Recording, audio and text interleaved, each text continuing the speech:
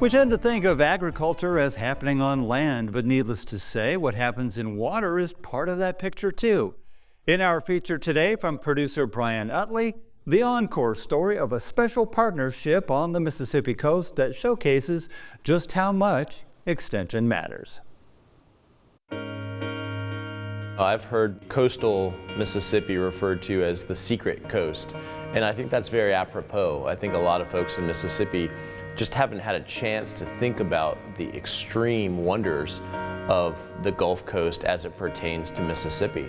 But fortunately, we have a place like Mississippi Aquarium where people can come and really get a fantastic introduction.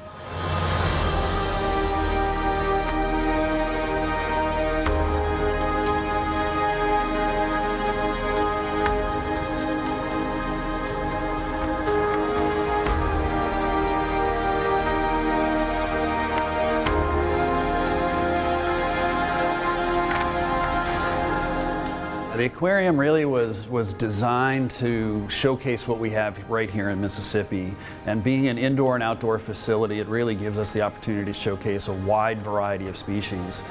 We like to focus on what's local, so whether it's freshwater fish that are found here in Mississippi that are highlighted in our freshwater river, or some of the saltwater species that you can see behind us. You know, we have a touch tank where the kids can get up close and personal and touch some of the creatures and some of the rays and sharks and anemones and urchins. You know, it's really fun to watch the kids do that, and to be able to showcase what we have behind us is really something special for the people on the coast and throughout the state.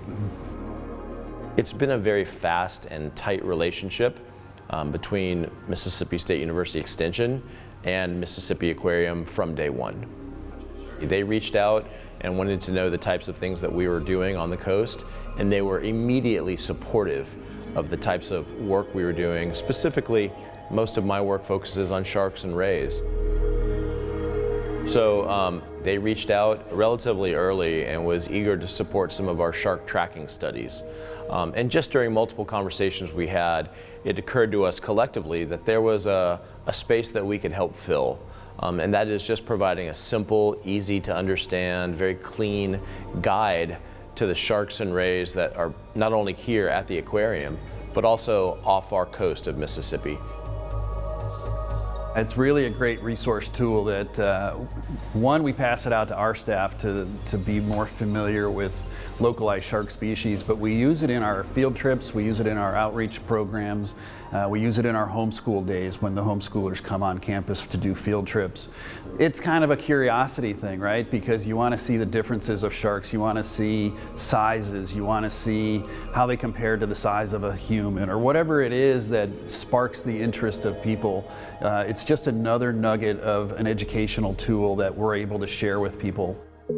There are a lot of people that might say, well, I assume there's 1 or 2 or 3 species of sharks off our coast here, but it turns out there's a rich diversity of sharks and rays. We have a shark monitoring program that we've been operating for over 15 years now. So it's safe to say there's between 40 and 50 species of sharks right here in the north central Gulf of Mexico. I mean, and I think it's noteworthy to point out that some of these species we're just now learning about. It gives a chance for kids and adults alike to really see what those species are, because we have a wide variety of species, and those are the ones that you normally don't see, right? Here's a chance where you can see what it looks like, you can actually touch it, and then we can actually educate you about it. So it is a tool that we find extremely helpful. It's very well done, and actually I think everybody's pretty proud of the outcome. You know, when I think about the design of the aquarium, their actual logo with those 3 sails and the 3 pillars that they stand for, education, conservation, community, you could almost substitute extension for Mississippi Aquarium, because you think of the tenets of extension, they're very, very similar.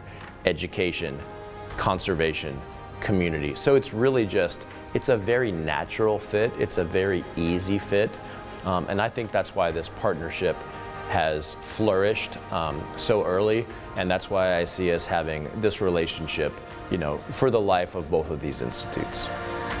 Extension has been a great resource to us because it really does put the collaborative process together with like-minded individuals, like-minded thinking, and we're all about forward thinking, and we want to make our coast better. And the way you do that is to go out and figure out what's happening on the coast and how can we influence either change by behavior or change in environments, make policy changes, but coming together is the only way to do that, by working together with people that really think like you, and Extension offers that to us.